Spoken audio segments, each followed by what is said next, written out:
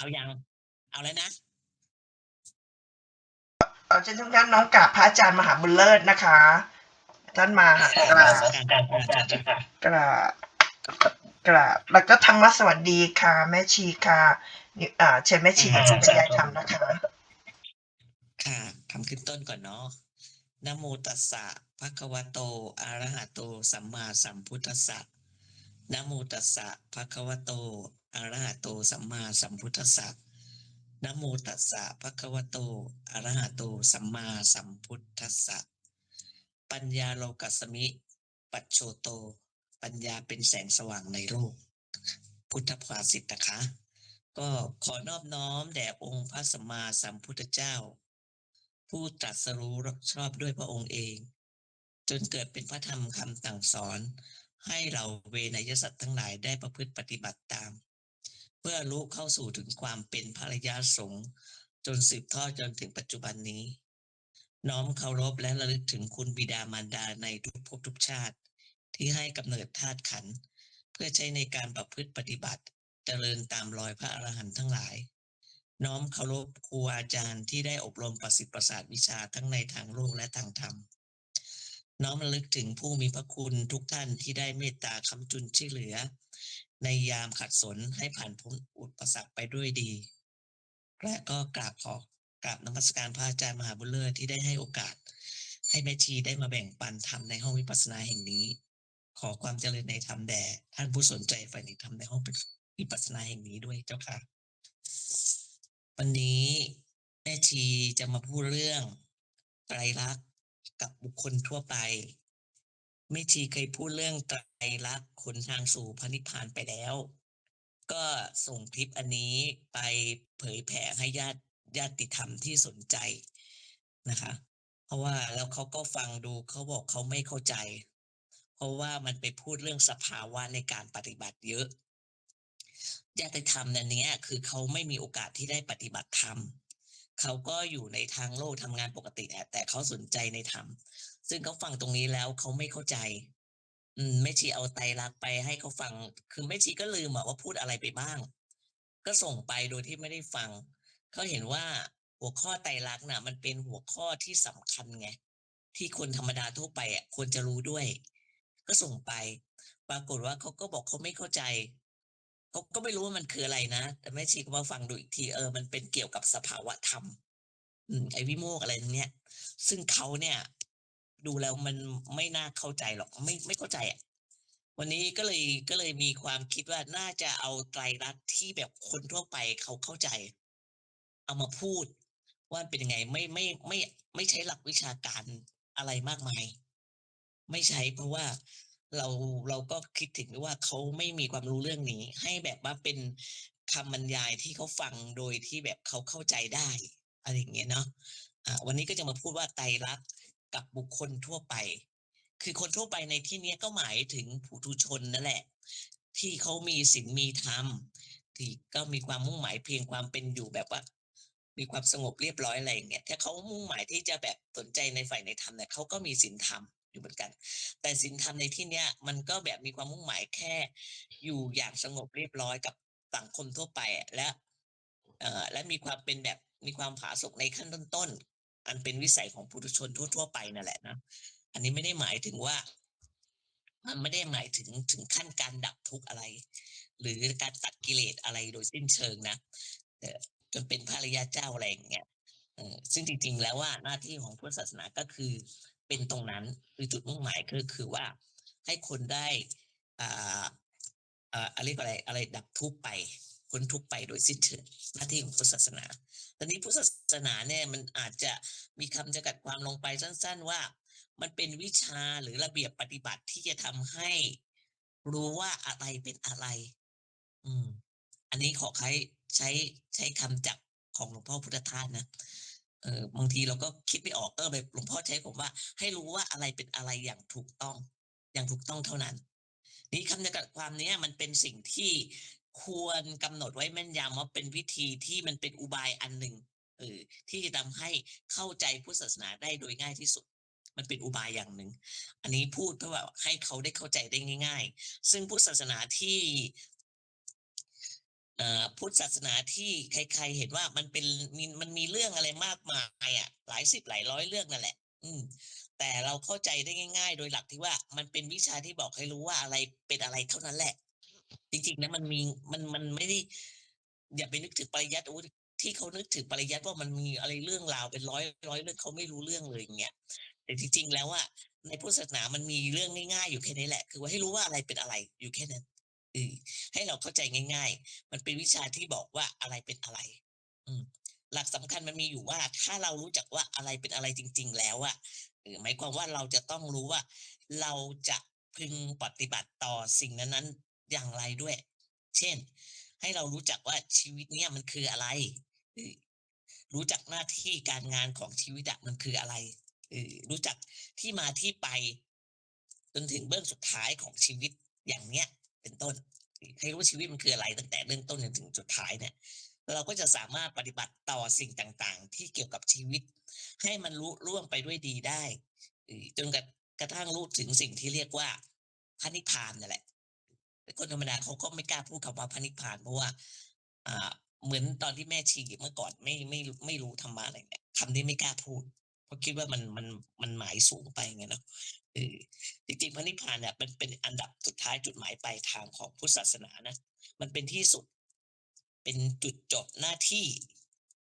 ก็จุดจบหน้าที่ของชีวิตทั้งหลายนั่นแหละแล้วก็เป็นสิ่งที่พึงกระทำด้วย เพราะฉะนั้นจึงสรุปไว้ว่าในคำสั้นๆว่าการรู้ว่าอะไรเป็นอะไรนั่นแหละมันเป็นวิชาที่พระเจ้าตรัสรู้เช่นเมื่อเรารู้ว่าความทุกข์คืออะไรหรือชีวิตคืออะไรก็สามารถดับความทุกข์หรือเอ่อทำชีวิตนี้ให้ปราศจากความทุกข์ได้นั่นคือการตรัสรู้ของพระพุทธเจ้านะ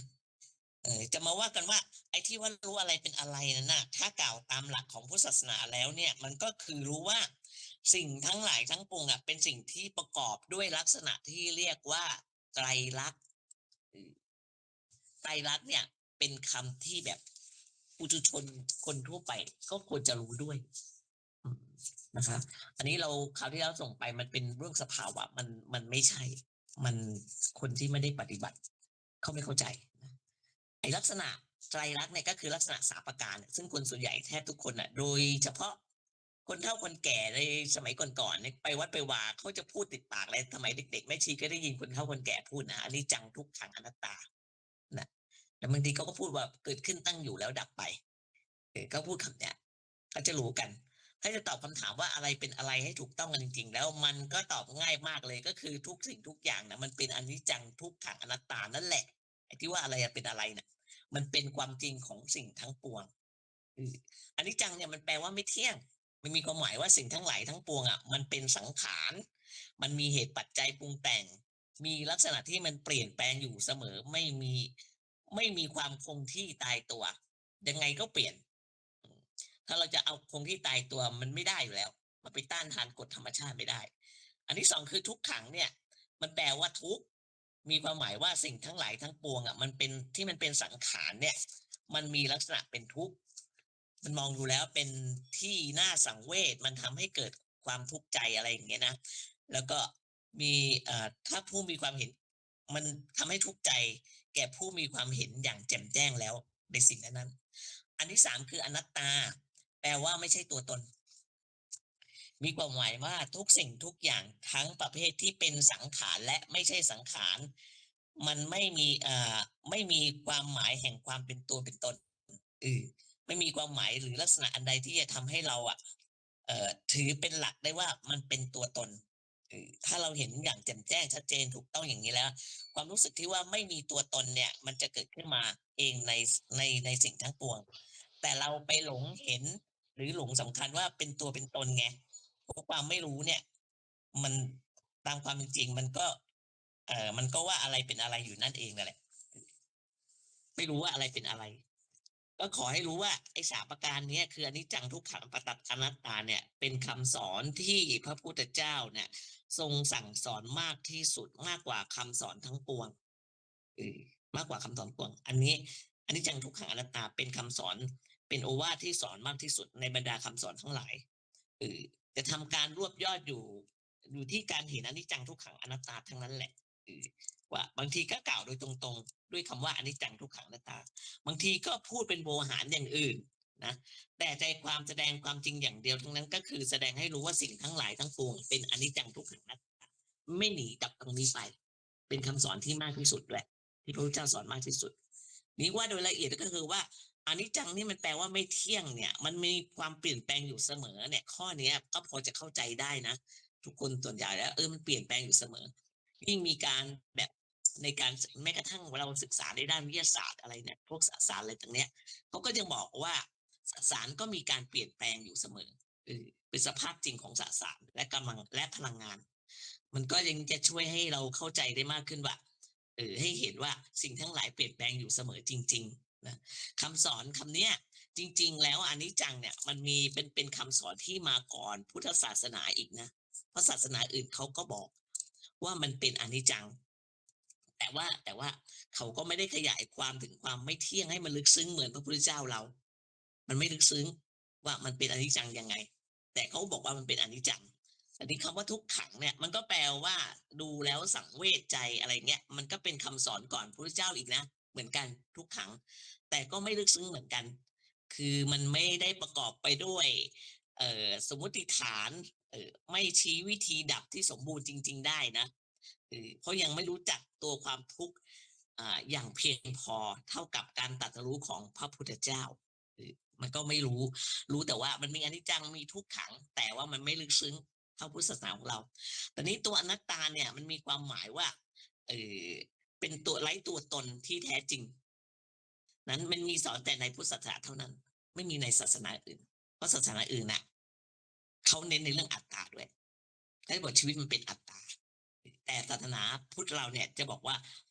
เป็นอนัตตาไม่มีตัวตนข้อนี้เป็นเครื่องรับรองหรือเป็นเครื่องบ่งแสดงให้เห็นว่าผู้ที่รู้ว่าอะไรเป็นอะไรเนี่ยถึงที่สุดแล้วจะอยู่ที่รู้ว่าสิ่งทั้งหลายทั้งปวงเป็นอนัตตาเหตุนี้จึงสอนแต่โดยพระพุทธเจ้าซึ่งเป็นบุคคลที่รู้ว่าอะไรเป็นอะไรได้ถึงที่สุดมาถึงที่สุดก็คืออนัตตาไม่มีความเป็นตัวเป็นตนเนาะคำสอนในเรื่อง3ประการนี้นะมันมีวิธีที่จะประพฤติปฏิบัติเพื่อให้เห็นแจ้งมากมายหลายอย่างหลายวิธีด้วยกันแต่ก็เอาผลจากการปฏิบัติจนเห็นแจ้งสิ่งเหล่านี้เป็นหลักก็ได้นะจนพบว่ามีข้อสังเกตได้ง่ายๆก็คือว่าการเห็นอนิจจังทุกขังอนัตตาเนี่ยต้องเป็นการเห็นจนรู้สึกว่าไม่มีอะไรน่ายึดถือเห็นจริงๆไม่มีอะไรที่น่าอยากน่าปรารถนาในทางที่จะเอาจะเป็นจะมีอะไรเงี้ยจะได้อะไรเงี้ยอันนี้แม่ชีตรงความเห็นของแม่ชีเนี่ยว่าการเห็นโดยประสบการณ์โดยการดำเนินชีวิตของเราประจำวันเนี่ยเห็นอนิจจังทุกขังอนัตตาโดยเห็นจริงๆเนี่ยมันกระทบจากใจจริงๆเนี่ยมันจะมีความหลุดมีความแบบถอยออกไปมากกว่าที่จากการสภาวะจากการปฏิบัติด้วยซ้ำอันนี้เปรียบเทียบนะเพราะว่าแม่ชีก็ผ่านการปฏิบัติมากับที่เผชิญในโลกแห่งความเป็นจริงเนี่ยว่ามันเห็นอนิจจังเห็นทุกขังอะไรยังไงคิดว่าถ้าเราเห็นโดยโลกแห่งความเป็นจริงเนี่ยมันจะมีความสลัดเด็ดขาดมากกว่าค่ะนั้นอย่าได้ดูถูกว่าคนไม่ได้ปฏิบัติเขาจะรู้อะไรเนี่ยเราไปดูถูกไปได้นะอันนี้ก็เอาเอาเอาความคิดเห็นมาเล่าให้ฟังว่าจริงๆแล้วการเห็นด้วยของจริงเนี่ยมันจะสลัดได้เร็วกว่ามันมีความเดี๋ยวจะเล่าต่อไปสรุปสั้นๆว่า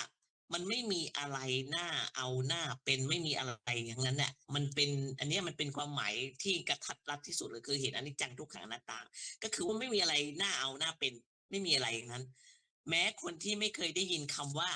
อนิจจังทุกขังอนัตตามาก่อนน่ะก็อาจจะเห็นตัวนี้นะแต่เขาไม่รู้สึกตัวเดี๋ยวจะยกตัวอย่างให้ฟังก็คือว่าเมื่อเรามองเห็นหรือเข้าใจในสิ่งต่างๆก็ตามหรือในความมีความเป็นอย่างไรก็ตามมันเป็นความหลอกลวงมันเป็นมายาไม่น่าเอาไม่น่าเป็นไม่น่าได้ด้วยการมองชีวิตจิตใจทั้งหมดดังนั้นจริงๆนะนั่นแหละคือการเห็นอนิจจังทุกขังอนัตตาที่ถูกต้องอันนี้อ้างอิงจากหนังสือของหลวงพ่อพุทธทาสว่า การเห็นแบบเห็นในโลกมายาเนี่ยว่ามันทุกอย่างมันไม่มีอะไรน่าเอาน่าเป็นอันนี้เห็นด้วยเห็นอนิจจังทุกขังอนัตตาอย่างถูกต้องแต่ไม่ได้บอกว่าจากการปฏิบัติไม่ถูกนะอันนั้นน่ะมันเป็นสภาวะแต่ถามว่าหลังจากออกจากสภาวะเราไม่ได้ปฏิบัติแล้วเราสลัดได้จริงๆหรือเปล่าค่ะแต่ถ้าอันนี้ของจริงเนี่ยมันสลัดจริงๆอันนี้กล้ายืนยันแล้วว่าสลัดจริงๆแล้วก็มีคำของหลวงพ่อพุทธทาสมายืนยันด้วยส่วนคนที่ท่องบทว่าอนิจจังทุกขังอนัตตาอยู่ทั้งเช้าทั้งค่ำทั้งเย็นอะไรเงี้ยนะ100 ครั้งพันครั้งบางทีเขาก็ไม่เห็นหรอกไม่เห็นว่ามันเป็นจริงหรือเปล่าบางทีเพราะว่าไอ้อนิจจังทุกขังอนัตตาเนี่ยมันไม่ได้เป็นวิสัยที่จะเห็นได้ด้วยการฟังอืมไม่ได้ท่องจำหรือคำนวณถึงเหตุผลอะไรเงี้ยมันไม่ได้เป็นวิสัยที่เราจะเห็นอย่างนั้นยิ่งไปคำนวณหาเหตุผลยิ่งไม่ใช่ใหญ่เลยไม่ใช่การคำนวณตามหลักเหตุผลนั้นมันไม่ใช่การเห็นแจ้งนะอย่างเนี้ยมันไม่ได้เห็นธรรมเพราะการคำนวณตามเหตุผลเนี่ยมันก็อาศัยอยู่ตามเหตุผลใช่ไหมและเหตุผลเนี่ยมันก็เปลี่ยนแปลงไปได้เพราะมันมีความไม่เที่ยงไง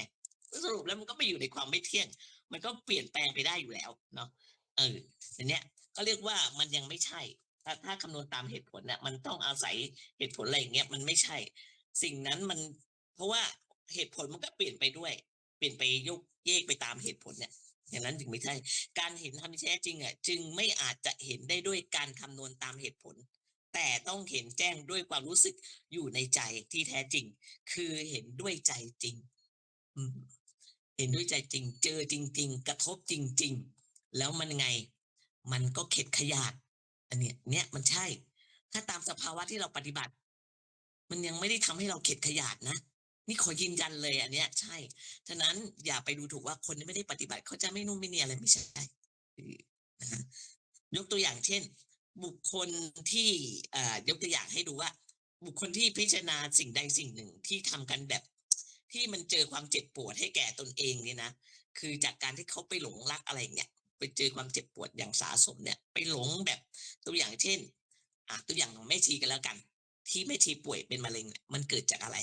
หลังจากป่วยขึ้นมาแล้วเป็นไงเราก็รู้สึกตัวว่าอุ๊ยที่เราแบบทุ่มเทแบบด้วยความอะไรทุ่มเทด้วยความขยันเหรอด้วยความขยันมันจริงๆแล้วมันทุ่มเทด้วยความอยากมีอยากเป็นอยากได้อยากรวยอยากหมดเลยเนี่ยแล้วมันก็ป่วยเพราะมันทำไมมันป่วยอะเฮ้ยขยันเนี่ยมันป่วยเหรอมันเกิดความเครียดมันเกิดความเร่าร้อนนะถ้ามีความอยากขึ้นมาเนี่ยเนี่ยเหล่านี้เป็นต้นมันเป็นการให้เห็นว่าที่มันไม่ต้องอาศัยเหตุผลมันมีเหตุผลไหมไม่มีไม่ต้องเอาเหตุผลมาบอกว่านู่นอย่างงี้ไม่ใช่คุณเจอของจริงขึ้นมานั่นแหละไม่มีเหตุผล แต่อาศัยการที่เราได้รับการกระทบจริงๆอะนะแล้วก็เกิดความรู้สึกเขาเรียกอะไรสาแก่ใจขึ้นมาใช้คำนี้แล้วกันนะมันสาแก่ใจขึ้นมาจริงๆจนเกิดเป็นความแบบเบื่อแล้วไม่เอาแล้วฉันจะไม่มีชีวิตแบบนั้นอีกแล้วอะไรอย่างเงี้ยนะมันเป็นอย่างนั้นจริงๆนะแล้วก็มันก็สลดสังเวชตัวเองนะบางทีมันสังเวชเขาเรียกสังเวชละมั้งป่วยขึ้นมาแล้วก็สังเวชตัวเองว่า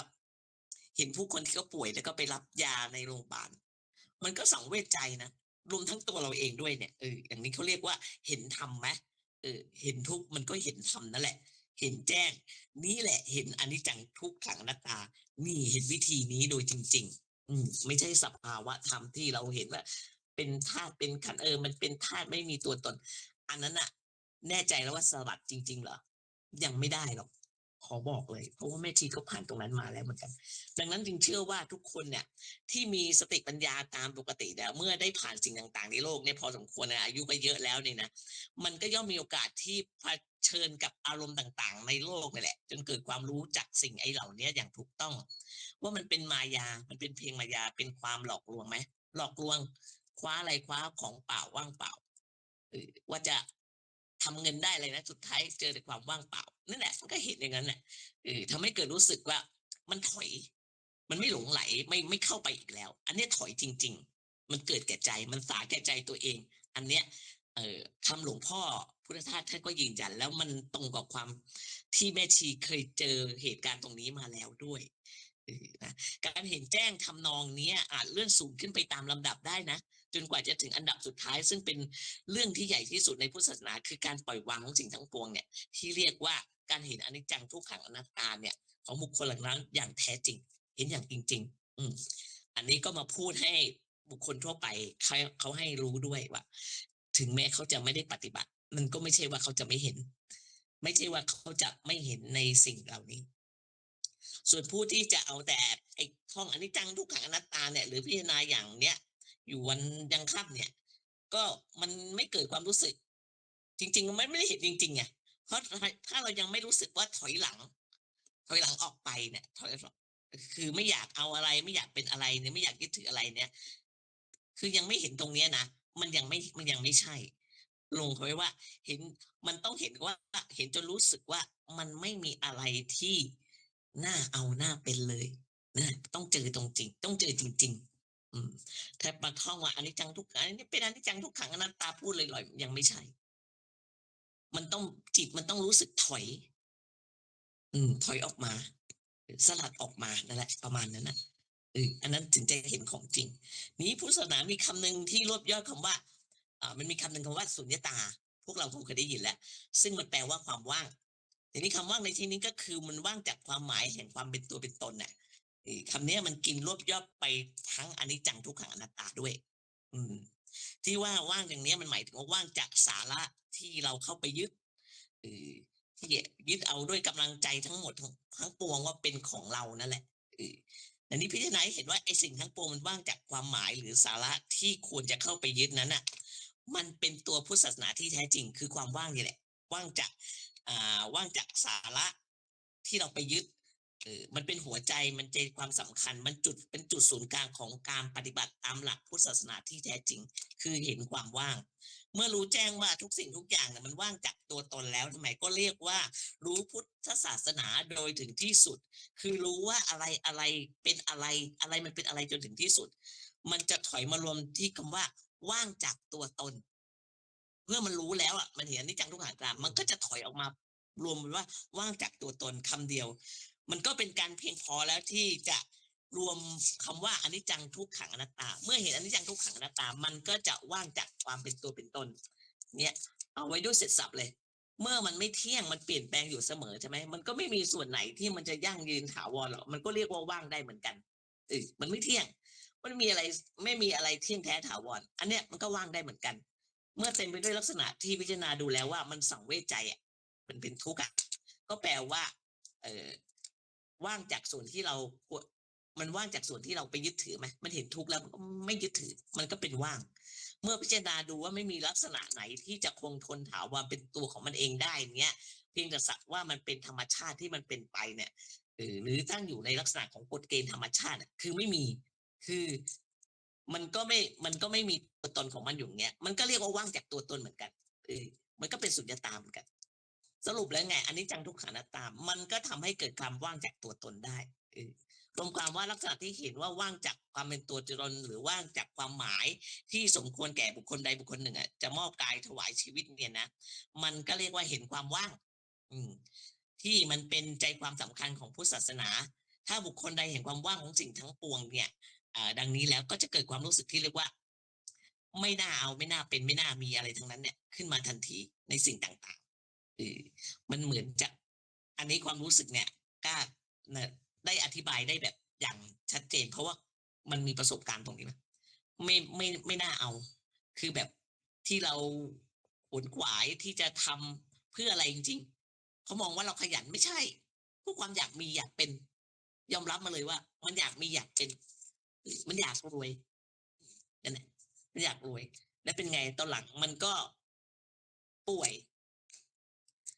การป่วยเนี่ยมันเกิดจากอะไรมันก็เกิดจากที่เราใช้ชีวิตไม่ปกติหรอกเพราะความอยากมีอยากเป็นใช้ชีวิตแบบเรียกอะไรแข่งกับเวลามันเกิดความทุกข์ทรมานไหมนั่นแหละมันก็เป็นอย่างนั้นนั่นแหละความรู้สึกที่มันอันนี้ว่าความรู้สึกที่มันไม่อยากมีไม่อยากเป็นนี่แหละมันมีอำนาจเพียงพอที่จะคุ้มครองเราไม่ให้มาเป็นทาสของกิเลสแล้วเรียกว่าหรืออารมณ์ทุกชนิดทุกประการเลยอารมณ์ของกิเลสนะ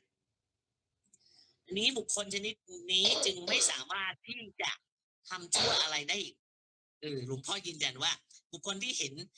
ห็นความแบบไม่น่าเอาหน้าเป็นเนี่ยเขาก็ไม่สามารถที่จะทำชั่วอะไรได้อีกไม่สามารถที่จะหลงไหลพัวพันอยู่ในสิ่งหนึ่งสิ่งใดที่มายั่วยุอะไรใดๆได้ย่อมมีจิตใจที่มันเป็นอิสระ อันนี้นะคะความรู้สึกที่ว่าไม่น่าเอาไม่น่าเป็นเนี่ยมันเป็นยังไง มันก็แบบเราก็จะมีวิธีปฏิบัติยังไงก็คำว่าเอาว่าเป็นเนี่ยก็คือในที่นี้หมายถึงการเอาหรือการเป็นด้วยจิตใจที่มันหลงไหล ด้วยจิตใจที่ยึดถือของทั้งหมดทั้งสิ้น จริงๆมันไม่ได้หมายความว่าคนเราจะอยู่ได้โดยไม่มีอะไรที่เรียกว่าไม่เอาอะไรมันไม่ใช่นะไม่ได้เป็นอะไรไม่เอาอะไรเนี่ยไม่ใช่คนเราก็ต้องเอาอะไรเป็นอะไรอยู่เป็นประจำนั่นแหละเช่นจะต้องมีเงินทองทรัพย์สินเอ่อมีบุตรมีภรรยามีสามีมีเลือกสวนไร่นาอะไรอย่างเงี้ยมันก็ต้องมีอยู่แล้วใช่ไหมหรือว่าเราจะต้องแบบเป็นคนดีเป็นคนเป็นผู้ชนะเป็นผู้แพ้เป็นผู้เอาเปรียบถูกเอาเปรียบอะไรเงี้ยเหล่านี้มันก็เป็นอยู่มันอยู่เงี้ยเออมันก็ต้องมีความเป็นอย่างใดอย่างหนึ่งอยู่เสมออยู่แล้วแต่ทำไมหลักของพุทธศาสนาจึงสอนให้พิจารณาในทางที่จะไม่เอาไม่เป็นเดี๋ยวนะแต่ทุกวันนี้เราก็ต้องเป็นต้องมีอยู่แล้วใช่ไหมก็หมายความว่าพุทธศาสนาชี้เห็นว่าการเอาการเป็นนั้นน่ะมันเป็นของสมมุติของโลกเป็นไปด้วยอำนาจของอวิชชาเพราะโดยแท้จริงแล้วคนเรามันเอาอะไรไม่ได้มันเป็นอะไรไม่ได้เมื่อพูดกันตามหลักตามความจริงเนี่ยนะมันก็ที่เรียกว่าความจริงที่สุดก็คือปรมัตถ์มีวิชาการเข้ามาหน่อยนะปรมัตถธรรมนะที่เขาได้ดีนะโดยความจริงในขั้นปรมัตถ์เนี่ยคนเรามันจะเอาอะไรไม่ได้มันเป็นอะไรไม่ได้อยู่แล้วเพราะเหตุว่าทั้งคนที่จะเอาและสิ่งที่ถูกจะเอานะมันเป็นอนิจจังทุกขังอนัตตานั่นแหละคนที่มันจะเอาจะเป็นอะไรนู้นมันก็เป็นอนิจจังไอ้ทิ้งที่จะเอามันก็เป็นอนิจจังทุกขังอนัตตาด้วยกันทั้งนั้นน่ะแต่บุคคลที่ยังมีจิตใจที่ประกอบด้วยอวิชชาเนี่ยเขาก็แบบ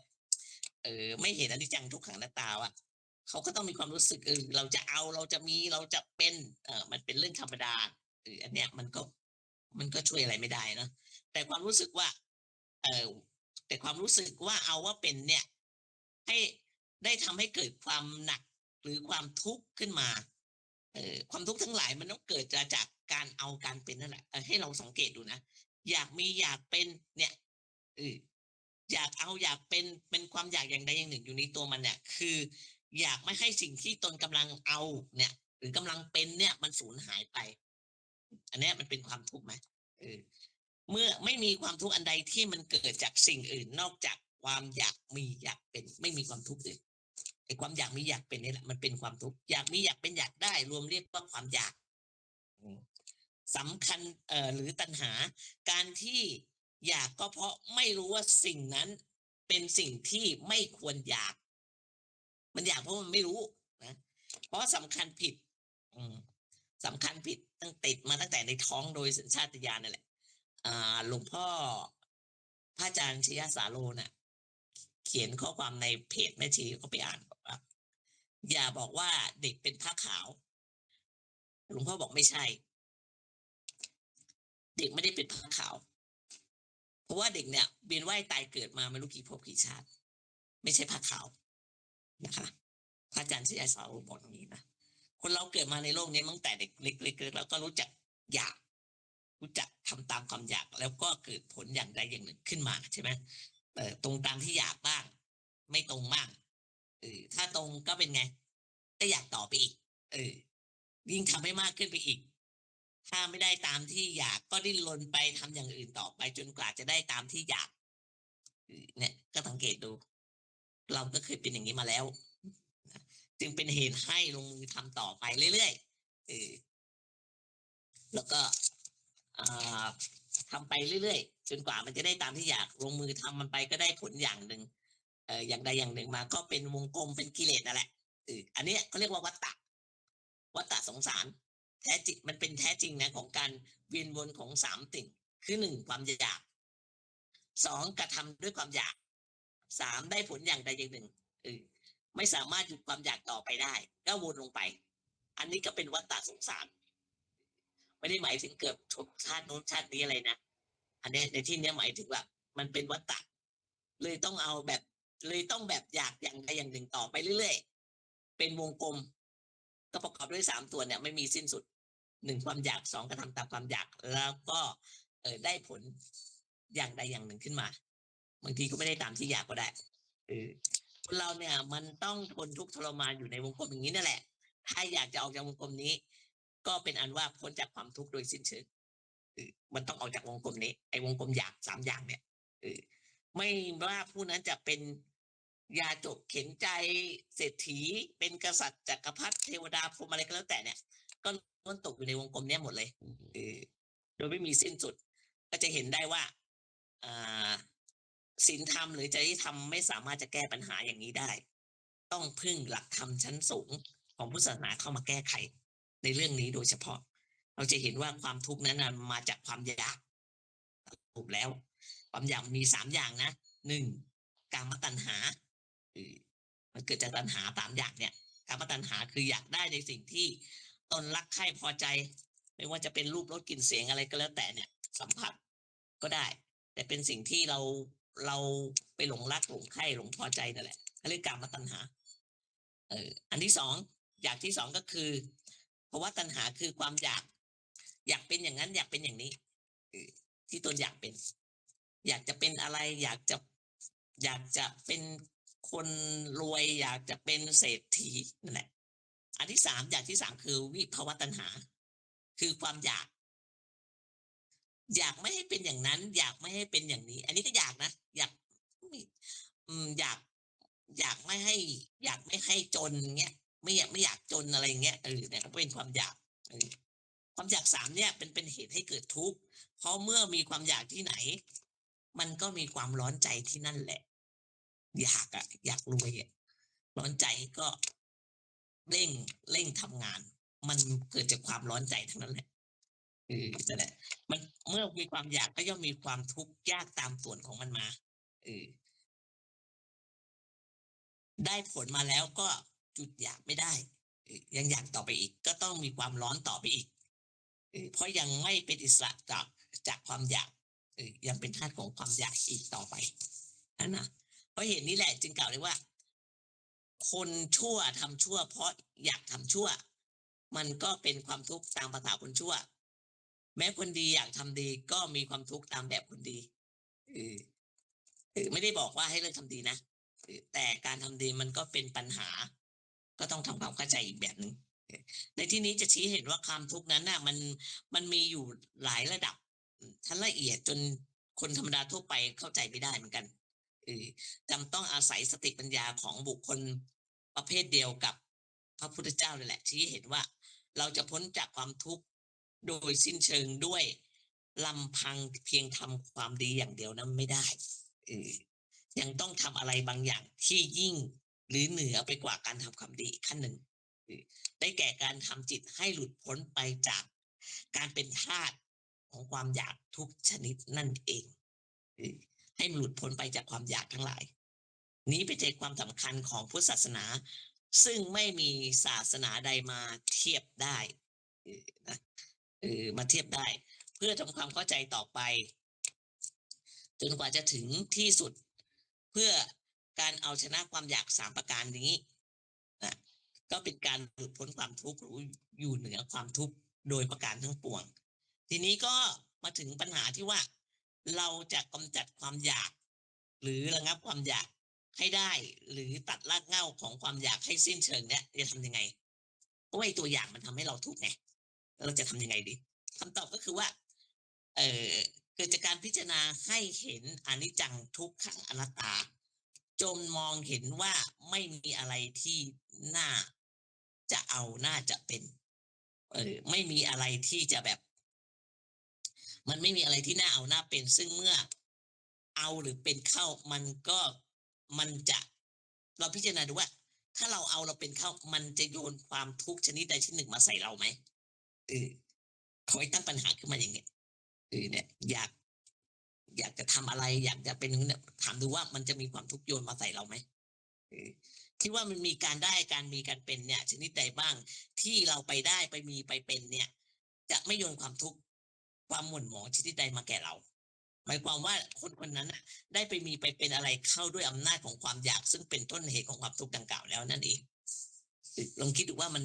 มันมีความทุกข์มาถึงเราไหมถ้าเราลงไปอยากเข้าอะไรเข้าเนี่ยคนธรรมดานั้นปกติมันก็ทำอะไรไปด้วยอำนาจของความอยากทั้งนั้นแหละอย่างใดอย่างหนึ่งเนาะแล้วจึงทำเพื่อให้ได้มาซึ่งสิ่งใดสิ่งหนึ่งได้วัตถุสิ่งของตำแหน่งหน้าที่การงานอะไรก็แล้วแต่เกียรติยศชื่อเสียงความดีความเด่นอย่างใดอย่างหนึ่งเนี่ยคนทั่วไปก็อย่างเงี้ย เพื่อจะได้เลื่อนชั้นเป็นผอเป็นซีนู่นซีนี่อะไรกันเนี่ยสิ่งเหล่านี้เมื่อได้มาแล้วมีสิ่งใดบ้างที่จะไม่ทำให้เราต้องทนทำเพื่อรักษามันไว้ เพื่อให้คงอยู่ หรือเพื่อให้เพื่อไม่ให้เกิดความหนักอกหนักใจ ในเมื่อสิ่งเหล่านี้มันมีการพัดภาคสูญเสียเปลี่ยนแปลงคงที่อยู่ไม่ได้มันมีไหมมันเปลี่ยนแปลงไม่มันเปลี่ยนแปลงอยู่ตลอดเวลาสำหรับว่าการได้ในที่นี้หมายถึงเรื่องของวัตถุเงินทองสิ่งของต่างๆคำว่าความมีก็เป็นแบบเป็นนั้นหมายถึงการเป็นเช่นเป็นคนเป็นสัตว์สิ่งของอะไรก็แล้วแต่เนี่ยเป็นมนุษย์เป็นเทวดาอื่นๆมากมายรวมสองประเภทนี้เรียกการได้กับการเป็นอย่างเนี้ย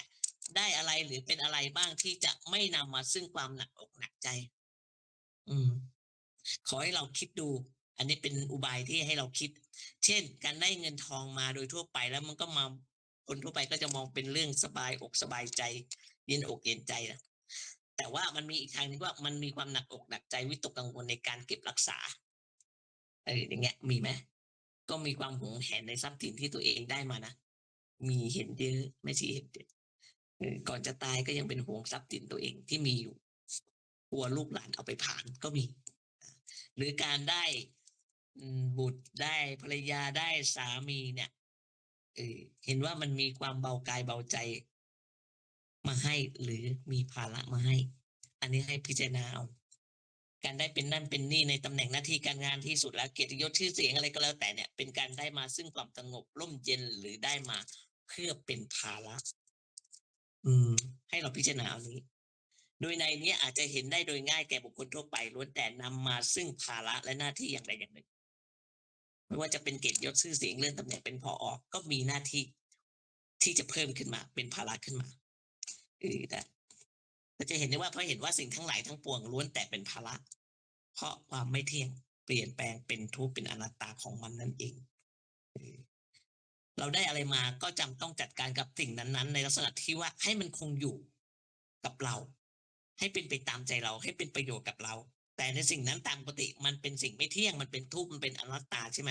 คือมันแบบมันไม่รู้ไม่เชี่ยว่ามึงจะเป็นยังไงเนี่ยอันเนี้ยมันก็แบบไม่รู้ไม่ชี้ต่อความต้องการของเราหรอกมีแต่ว่าจะเปลี่ยนแปลงไปตามเหตุปัจจัยนั่นแหละตามปัจจัยของมันการพยายามของเราจึงเป็นการต่อสู้ต้านทานต่อกฎของธรรมชาติต่อกฎของความเปลี่ยนแปลงของสิ่งเหล่านี้ฉะนั้นมันจึงเป็นการยากลำบากและเป็นการทรมานที่จะอยู่หรือทนอยู่ทรมานนะถ้าจะมีประสบการณ์ตรงเนี้ยหรือการทำสิ่งทั้งหลายทั้งปวงให้เป็นไปตามความปรารถนาของเรานี่แหละคือความจริงนั่นแหละอุบายวิธีหนึ่งที่จะทำให้เราเข้าถึงความจริงที่รู้ว่าสิ่งทั้งหลายทั้งปวงมันไม่น่าเอาไม่น่าเป็นเนี่ยนะมันมีอยู่ได้แก่การพิจารณาลึกซึ้งให้จนพบว่าความจริงอย่างหนึ่งเมื่อยังมีกิเลสตัณหาเนี่ยมันก็ยังสำคัญผิดยังไม่รู้ว่าสิ่งทั้งหลายทั้งปวงตามความเป็นจริงแล้วเนี่ยความรู้สึกในการเอาการเป็นนะย่อมมีลักษณะไปทางหนึ่งแต่ถ้าไม่มีกิเลสตัณหามันก็มีปัญญารู้จักรู้จักว่าอะไรเป็นอะไรความรู้สึกในการเอางานเป็นหรือการได้ของบุคคลนั้นน่ะมันย่อมมีลักษณะอีกอย่างหนึ่งคือถ้าการเอาการเป็นในลักษณะมีตัณหากับการเอาการเป็นในลักษณะที่มีปัญญากำกับเนี่ยมันจะคนละอย่างตัวอย่างเช่นการกินกันแล้วกันถ้ากินโดยกิเลสตัณหาก็คือติดในรสกินด้วยความอร่อยใช่ไหมมันก็กินไปอีกลักษณะหนึ่งแต่คนที่กินด้วยปัญญาด้วยสติปัญญาที่มีอยู่เนี่ยมันก็จะกินอีกลักษณะหนึ่งใช่ไหมมันจะต่างกันกินด้วยกิเลสตัณหามันก็อีกคนกินด้วยปัญญาอย่างเงี้ยมันจะผิดกันแม้แต่กิริยาอาการก็ไม่เหมือนกันแล้วแม้กระทั่งผลที่ได้จากการกินนั้นก็ผิดกันด้วยอย่างยิ่งด้วยกินด้วยกิเลสตัณหามันมีอะไรก่อโทษก่ออะไรก็ไม่รู้แต่กินด้วยสติปัญญาก็รู้ว่าอันนี้สิ่งนี้มันไม่มีประโยชน์เราก็ไม่กินรู้ว่ากินแล้วน้ำตาลมันเยอะเราก็ห่างๆออกไปซะไม่เอาเนี่ยมันก็กินด้วยสติปัญญาผลมันก็จะต่างกันเราจะต้องทำความเข้าใจในข้อนี้ว่าแม้จะไม่มีตัณหาความอยากในรสอร่อยคนเราก็ยังกินอาหารได้มันไม่ได้ว่ากินอะไรมันก็ต้องมีตัณหาอยู่แล้วไม่ใช่นะ ไม่จำเป็นจะต้องมีตัณหาคนเราจะทำอะไร ก็ทำด้วยสติปัญญาได้คือทำโดยมีปัญญารอบรู้ว่าอะไรควรทำอะไรไม่ควรทำก็ยังคงทำสิ่งต่างๆ ไปได้เหมือนกันหรือไม่เพื่อให้เข้าใจง่ายๆ ก็คือว่าจะกล่าวว่าพระเจ้าหรือพระอรหันต์นะซึ่งเป็นบุคคลที่ไม่มีกิเลสแล้วเนี่ยนะไม่มีกิเลสตัณหานะแต่ท่านก็แบบพระอรหันต์ทั้งหลายก็ยังทำอะไรอยู่นะบางทีทำเยอะด้วยนะมีแม้ว่าบุคคลทั่วไปเขาก็มองว่า ท่านก็ยังทำอะไรอยู่นะยังเป็นอะไรอยู่นะยังทำอยู่ยังเป็นอยู่นะท่านก็ยังทำงานมากไม่น้อยกว่าบุคคลทั่วไปทำอะไรมากมายด้วยซึ่งทำด้วยไม่ได้ทำด้วยกิเลสตัณหาไงทำด้วยที่อำนาจของปัญญากำกับทำด้วยเป็นอำนาจของปัญญาคือมีความรู้แจ้งถึงที่สุดว่าอะไรเป็นอะไรไงการกระทำของท่านมันไม่มีปัญหาเป็นมูลแต่มีปัญญาเป็นมูลเพราะฉะนั้นจึงผิดแผกจากบุคคลทั่วไปซึ่งทำอะไรก็ทำไปด้วยตัณหามันตรงข้ามกันผลที่เกิดจากบุคคลทั่วไปก็เป็นทุกข์ตลอดเวลาแต่นี่เขาบอกว่าพระอริยะจะไม่ทำอะไรเลยไม่ใช่ก็ทำอะไรอยู่เหมือนกันนะส่วนท่านเหล่านั้นก็แบบไม่มีความทุกข์อ่ะทำไปด้วยแบบว่าไม่ได้อยากได้อะไรอยากเอาอะไรผลนั้นมันถึงผลนั้นมันจะตกกับคนอื่นแก่สัตว์ทั้งหลายเราอื่นด้วยนะเป็นการพ้นทุกข์ของบุคคลทั้งหลายด้วยนะมันก็เป็นความเมตตาของท่านด้วยไงทำไปก็ทำตามหน้าที่ทำตามหน้าที่ที่มันควรจะทำเมื่อไม่อาศัยกิเลสตัณหามันก็ไม่ใช่ว่าเราจะทำอะไรไม่ได้มันก็ยังทำได้ทุกอย่างแหละหากแต่ว่ามันทำด้วยอำนาจของปัญญาและก็เมตตานั่นแหละไม่ได้อยากได้อะไรเอาอะไรเป็นอะไรจริงๆฟังดูมันก็แปลกนะพระอรหันต์ทำสิ่งต่างๆด้วยความรู้สึกไม่อยากอะไรไม่เป็นอะไรเป็นแต่มีปัญญาเป็นเครื่องบ่งบอกว่าอันนี้ควรทำแทนที่จะอยู่เฉยๆอะไรเงี้ยเพราะฉะนั้นท่านจึงสืบทอดพระพุทธศาสนามาถึงพวกเราได้ไงแล้วก็ทำประโยชน์อีกมากมายตามสติปัญญาของแต่ละท่านนั่นแหละร่างกายและจิตใจก็แสวงหาและบริโภคอาหารด้วยอำนาจของสติปัญญาแสวงหาก็ยังแสวงหานะ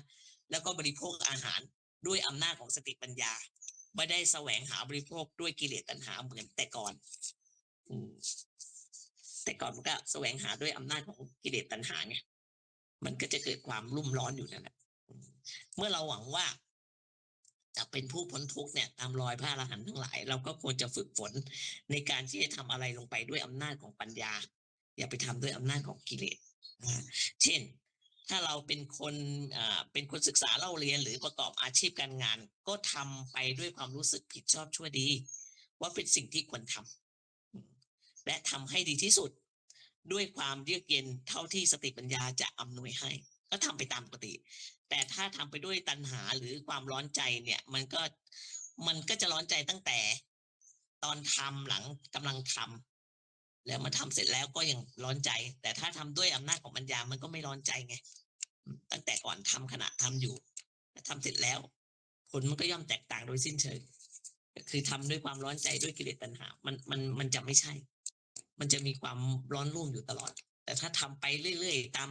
สติปัญญาของเราเนี่ยมีสติปัญญาแค่ไหนก็ทำตามนั้นมันก็ได้แค่ไหนก็แค่นั้นถ้าเราคิดอย่างเงี้ยมันก็ไม่มีความร้อนใจไงหรือบุคคลที่จะศึกษาเล่าเรียนก็ดีประกอบอาชีพอะไรก็ดีเนี่ยมีบุตรมีภรรยามีทรัพย์สินเงินทองหรืออย่างที่จะอยากจะมีกินก็ดีถ้ามีหรือทำไปด้วยความผิดชอบชั่วดีคืออำนาจของปัญญาแล้วเนี่ยมันก็จะไม่ร้อนใจเหมือนคนที่ทำด้วยอำนาจของกิเลสเนี่ยเขาบอกนะเพราะฉะนั้นเราจำเป็นจะต้องไปเกี่ยวข้องกับสิ่งต่างๆเหล่านั้นน่ะด้วยความรู้สึกของปัญญาที่รู้สึกเสมอว่าสิ่งทั้งหลายเหล่านี้โดยแท้แล้วมันเป็นอนิจจังทุกขังอนัตตาไม่น่าเอาไม่น่าเป็นแต่เมื่อยังติดยังตัดไม่ได้ยังละไม่ได้ยังเกี่ยวข้องอยู่ก็เข้าไปเกี่ยวข้องความรู้สึกที่ว่าเรียกปัญญานั่นเองคือมันยังตัดไม่ได้เราก็ใช้ปัญญาเข้าช่วยการกระทำของเราก็จะมันก็ไม่ตกหลุมพรางของกิเลสทำไปด้วยความเขาเรียกลืมตาทำไม่ได้หลับหูหลับตาทำไปตามกิเลสนะเมื่อจิตใจไม่ยึดถือสิ่งเหล่านี้ทำไปด้วยรับผิดชอบชั่วดีปล่อยให้เป็นไปตามขนบธรรมเนียมประเพณีนะหรือตามกฎหมายหรืออะไรก็ได้ที่คุ้มครองให้ก็ได้อย่างเช่นตัวอย่างคือว่าเรามีที่ดินมีทรัพย์สมบัติเป็นที่ดินอยู่เนี่ยเราไม่จำเป็นจะต้องไปรู้สึกความรู้สึกที่เป็นตัณหาอยากไปยึดถืออะไรอย่างเงี้ย หนักอกหนักใจว่าที่ฉันอยู่ตรงนี้ใครจะมาลุกล้ำอะไรหรือเปล่า อันนี้ยกตัวอย่างให้ฟังเพราะเจอมา เราก็ปล่อยให้เป็นหน้าที่ของตามกฎหมายถึงยังไงมันก็มีกฎหมายคุ้มครองเป็นกรรมสิทธิ์ของเราอยู่แล้ว ไม่ต้องไปยึดผูกพันด้วยกิเลสตัณหาให้มันทุกข์ร้อนหรอกเออวิตกกังวลไปเปล่าๆยังไงมันก็ไม่หลุดมือไปไหนหรอก แต่ไม่ว่ามันจะมีใครมาแย่งชิง ก็ทำการต้านทานป้องกันไปด้วยสติปัญญาไม่ต้องทำการต้านทานด้วยกิเลสตัณหาด้วยโทสะอะไรเนี่ยก็ยังมีกฎหมายคุ้มครองได้โดยไม่ต้องทุกข์ร้อน ถ้าหากมันจะหลุดมือไปจริงๆอะนะไอ้ที่ดินเนี่ยเราจะมีกิเลสหรือไม่มี มันก็ช่วยอะไรไม่ได้หรอกเพราะว่าสิ่งทั้งหลายทั้งปวงมันไม่เที่ยงมันเปลี่ยนแปลง ดังนั้นมันก็ไม่ต้องทุกข์ร้อนอะไรไอ้เรื่องทรัพย์สินอะไรทั้งหลายที่มีอยู่กลัวคนนู้นจะเอาคนนี้จะเอากลัวมายึดมาครองเข้ามาเหยียบหน่อยก็ไม่ได้อะไรเงี้ยนะถึงมันมีความหวงแหนสักปานใดถึงเขามันจะเปลี่ยนแปลงมันก็ช่วยไม่ได้เขาไม่นึกถึงตรงนี้ ถึงจะมีกิเลสตัณหาหวงแหนปานใดมันถึงเขาจะเปลี่ยนแปลงก็ช่วยไม่ได้เพราะฉะนั้นไม่มีประโยชน์อะไรที่เราจะไปผูกพันหรือยึดถือในการที่จะมีสิ่งของใดๆหรือวัตถุใดๆเหล่านั้น ด้วยกิเลสตัณหาอันนี้ก็เป็นข้อคิดที่ฝากเอาไว้ อันนี้เป็นวิธีปฏิบัติต่อสิ่งทั้งปวงที่เป็นอนิจจังทุกขังอนัตตาแม้การเป็นก็เหมือนกันเป็นไม่ต้องไปยึดถือว่าเป็นนั่นเป็นนี่เพราะโดยแท้จริงแล้วมันไม่มีอะไรที่เป็นแล้วมันจะสนุกหรอกไม่มีอะไรหรอกส่วนนำมันมีแต่นำความทุกข์มาให้ทั้งนั้นแหละอุบายง่ายๆนะที่เราจะพิจารณาที่ว่าเป็นที่เราเรียกว่าวิปัสสนานั่นแหละคือการปฏิบัติธรรมนั่นแหละก็คือพิจารณาให้เห็นว่าไม่มีอะไรที่น่าเป็นไม่มีอะไรน่าสนุกพวกเราลองตั้งปัญหาดูว่าสำหรับพิจารณาในข้อนี้ว่ามันมีอะไรบ้างที่น่าสนุกเป็นลูกของพ่อแม่สนุกไหมเป็นพ่อแม่แล้วสนุกไหมเขาก็ไม่รู้หรอกเพราะต่างก็มีภาระที่ต้องพึงปฏิบัติเป็นพ่อแม่ก็ยิ่งมีภาระหนักเลยต้องต้องมีภาระที่จะรับผิดชอบเป็นสามีภรรยาถามว่าสนุกไหมเป็นนายเป็นบ่าวสนุกไหมตลอดจนเป็นคนเอาเปรียบคนถูกเอาเปรียบอะไรเงี้ยมันเป็นนู่นเป็นนี่อ่ะขยายความจะไปถึงเป็นสัตว์เป็นมนุษย์เป็นเทวดาเป็นพรหมอ่ะมันมีความสนุกไหมนั่นแหละถ้าท่านมีความรู้ชนิดที่เรียกว่ารู้ว่าอะไรเป็นอะไรอย่างแท้จริงแล้วความรู้สึกที่จะทำให้เห็นว่าไม่มีอะไรสนุกนั้นน่ะจะแสดงอยู่ในทุกคนทุกแห่งและในมีความเป็นในภาวะที่ทุกอย่างล้วนแต่ไม่มีอะไรที่น่าสนุกเป็นอะไรก็ไม่สนุกกันเป็นมาทุกอย่างแล้วในโลกนี้ไม่ชีก็เป็นทุกอย่างเป็นนั่นเป็นนี่เป็นนู่นเป็นอะไรเป็นอะไรสารพัดมันตอนนี้มันอยากเป็นอะไรมั่งเลยเราต้องทนทำทนเป็นทนเอาทนอยู่โดยไม่รู้สึกตัวเงี้ยทำไมจะต้องมามอบกายถวายชีวิตหลงไหลกับไอ้พวกนี้ด้วยอำนาจของกิเลสควรที่จะมีความรู้สึกที่ถูกต้องในสิ่งต่างๆเหล่านี้จะอยู่ด้วยความรู้สึกเป็นปัญญาที่เกี่ยวข้องเข้าไปในสิ่งเหล่านี้ในลักษณะที่เป็นทุกข์น้อยที่สุดหรือไม่ทุกข์เลยอีกประการหนึ่งเราจะต้องทำความเข้าใจกับผู้อีกประการหนึ่งก็คือว่าไอ้ทุกคนเนี่ยควรมีความรู้สึกต่อสิ่งทั้งหลายอย่างนั้นน่ะอย่างนี้เองเนี่ยคือไม่ทุกข์ไม่เที่ยงเป็นทุกข์เป็นอนัตตาอยู่เช่นเนี้ยเห็นว่ามันไม่น่าหลงไหลได้เปื้มอะไรยับยั้งด้วยปัญญาเอาปัญญาเข้าไปเกี่ยวข้องกับสิ่งนั้นในลักษณะที่จะไม่ทุกข์หรือมีความทุกข์น้อยบุคคลชนิดที่เรียกชนิดนี้เรียกว่าเป็นผู้อยู่ด้วยปัญญามีสัมมาทิฏฐิตามทางแห่งพุทธศาสนาจนถึงที่สุดควรที่จะเรียกว่าเป็นพุทธบริษัทโดยแท้จริงแม้จะไม่เคยบวชเรียนไม่เคยรับศีลไม่เคยสมาทานอะไรก็แล้วแต่เป็นบุคคลที่เต็มไปด้วยศีลธรรมเข้าถึงพระพุทธพระธรรมพระสงฆ์อย่างแท้จริงเพราะบุคคลเหล่านี้มีจิตใจมีจิตใจอย่างเดียวกับพระพุทธพระธรรมพระสงฆ์นั่นแหละคือมีความสะอาดสว่างสงบในใจไม่หลงยึดถือสิ่งใดเนี่ยเป็นพุทธบริษัทโดยสมบูรณ์โดยง่ายด้วยง่ายดายและก็แท้จริงด้วยด้วยอาศัยอุบายวิธีที่ถูกต้องนำมาพิจารณาเห็นอนิจจังทุกขังอนัตตาจนเกิดความรู้สึกว่าไม่มีอะไรน่ายึดถือความชั่วทั้งหลายที่เป็นชั้นเลวทรามที่สุดเนี่ยก็มาจากความอยากมีอยากเป็นนั่นแหละด้วยอำนาจของกิเลสตัณหาแม้ความชั่วที่เบาบางขึ้นมาก็ทำด้วยอำนาจของความรู้สึกที่เป็นกิเลสตัณหาอยากเอาอยากเป็น กระทั่งความดีด้วยก็ทำกันด้วยอำนาจของตัณหาชนิดที่แบบละเอียดปราณีตขึ้นมาอีกอยากมีอยากเป็นในชั้นดีนะแม้ความดีถึงที่สุดก็ทำด้วยกิเลสตัณหามันเป็นปราณีตที่สุดเนี่ยบางครั้งเราไม่รู้จนไม่จัดว่าเป็นความเชื่อเออจนไม่จัดว่าเป็นความชั่วไอ้ความดีที่แบบว่าปราณีตสุดจนไม่จัดว่าเป็นความชั่วเป็นบาปอะไรเนี่ยก็ยังไม่พ้นจากความทุกข์อีกนะเนี่ยให้เห็นดูเพราะฉะนั้นผู้ที่จะพ้นถึงความทุกข์นี้ได้ก็คือพระอรหันต์เท่านั้นจึงเป็นผู้ที่หมดจากการกระทำด้วยอำนาจของกิเลสตัณหาและกลายเป็นแบบทำชั่วก็ไม่ได้ทำดีก็ไม่ได้ได้แต่ทำสิ่งที่เหนือชั่วเหนือดีคือมีเหนือชั่วเหนือดีก็คือมีใจเป็นอิสระไงไม่อยู่เหนือความครอบงำของความชั่วหรือความดีพระอรหันต์ไม่ดีไม่ชั่วทำดีก็ไม่ได้ทำชั่วก็ไม่ได้คือมีใจเป็นอิสระจึงไม่มีความทุกข์เลยทั้งนี้เป็นเพราะท่านเห็นว่าสิ่งทั้งปวงเนี่ยมันเป็นอนิจจังทุกขังอนัตตาแหละไม่มีความปรารถนาอยากมีอยากเป็นอย่างใดๆทั้งนั้นแหละแนวทางแห่งพุทธศาสนามันก็มีอยู่อย่างนี้แหละจะทำได้หรือทำไม่ได้มันก็เป็นอีกเรื่องหนึ่ง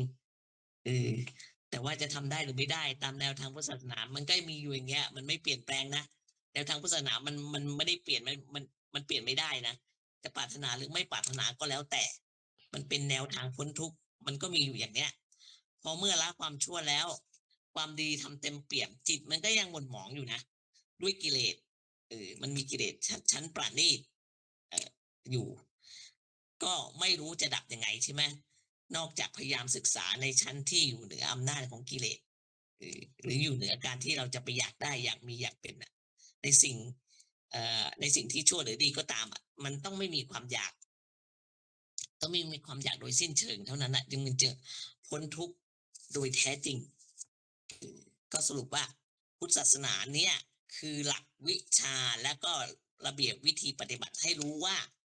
อะไรเป็นอะไรจนถึงที่สุดคือรู้ว่าสิ่งทั้งปวงเป็นอนิจจังทุกขังอนัตตาเมื่อรู้ว่าอนิจจังทุกขังอนัตตาโดยแท้จริงแล้วก็จะเกิดความรู้สึกในจิตใจชนิดที่ไม่อยากอะไรด้วยความยึดถือไม่อยากอะไรแล้วก็ต้องเข้าไปที่ถ้าต้องเข้าไปเกี่ยวข้องก็ให้เข้าไปเกี่ยวข้องบ้างด้วยสติปัญญาไม่ได้ด้วยกิเลสเพราะฉะนั้นจึงไม่มีความทุกข์หรือทุกข์น้อยที่สุดอันนี้นี่ก็เป็นผล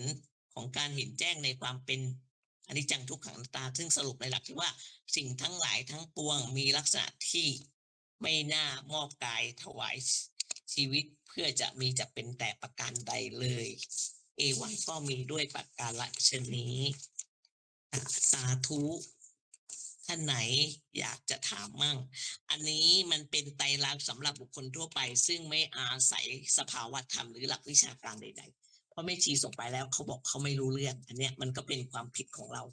ซึ่งเราไม่พิจารณาดูให้ดีว่าเขาเป็นบุคคลอยู่ภายนอกจากการปฏิบัติเนี่ยมันฟังอย่างเนี้ยไม่รู้เรื่องนะไอ้วิโมกอะไรเงี้ยไม่ได้มันก็ต้องเอาหลักของที่คนทั่วไปเขาฟังรู้เรื่องว่าเราจะทำยังไงถึงเห็นไตรลักษณ์ได้ก็ยกตัวอย่างให้ฟังว่าอันนี้ด้วยประสบการณ์ที่แม่ชีเคยเห็นมาซึ่งตอนนั้นแม่ชีไม่รู้ด้วยซ้ำว่าคำว่าอนิจจังทุกขังอนัตตาก็ไม่เคยได้ยินแต่เราเห็นไงเห็นว่าที่เราดิ้นรนเกือบตายเงินทองที่เราสะสมไปเนี่ยสุดท้ายมาเป็นยังไงมันก็มารักษาตัวเองดิ้นรนแบบหาเงินหาทองจนไม่มีเวลากินข้าวไม่มีเวลานอนเป็นหลักเป็นแหล่งเนี่ยเวลานอนเวลากินก็ไม่ได้เวลากินก็ไม่ได้กินเวลานอนก็ไม่ได้นอนเนี่ยอันเนี้ยแล้วดิ้นรนมาแล้วได้เงินมาแล้วเป็นไงสุดท้ายป่วยแล้วก็เอาเงินเนี้ยมารักษาตัวเองแล้วมันได้อะไรไหมว่างเปล่าตอนนั้นที่ป่วยอยู่เห็นตรงนี้เห็นความไม่เที่ยงเห็นความเป็นทุกข์ต้องป่วยแล้วสุดท้ายก็คือว่างไม่ได้อะไรเลยนั่นแหละเนี่ยไม่รู้จักคำว่าอนิจจังทุกขังอนัตตาไม่เคยได้ยินแต่เห็นตรงนี้มันเห็นแจ้งมันกระทบกับจิตเข้าไปในจิตใจจริงๆอันนี้เห็นของจริงเห็นที่แท้จริงนั่นแหละก็คือแม่ชีมีความรู้สึกว่าอาการเห็นอย่างนั้นน่ะมันมีความรู้สึกสลัดได้มันถอยออกมาเลยมันถอยทันทีเลยนะ แต่การที่เราปฏิบัติแล้วมีสภาวะธรรมเป็นอย่างนั้นอย่างนี้เนี่ยมันยังไม่ได้ถอยจริงๆนะเพียงแต่เข้าใจตรงนั้นเอง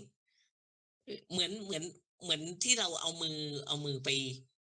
แหย่ของร้อนแล้วกัน พอร้อนแล้วเป็นไงสลัดเลย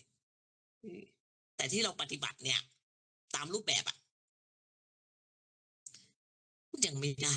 ก็ไม่กล้าพูดกับพระอาจารย์ที่สอนมันยังไม่ได้จริงๆมันต้องแบบเจอจริงเจอจังๆหนับอย่างนี้แหละท่านไหนอยากจะเสนอความคิดเห็นได้เลยนะวันนี้เป็นชั่วโมงแล้ว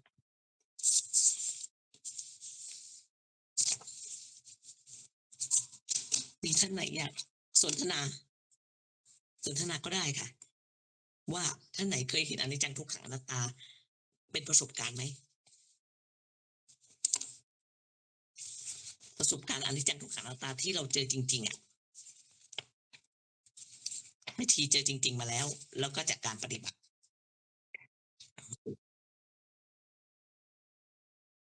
ปิดก่อนค่ะเดี๋ยวเราสนทนากัน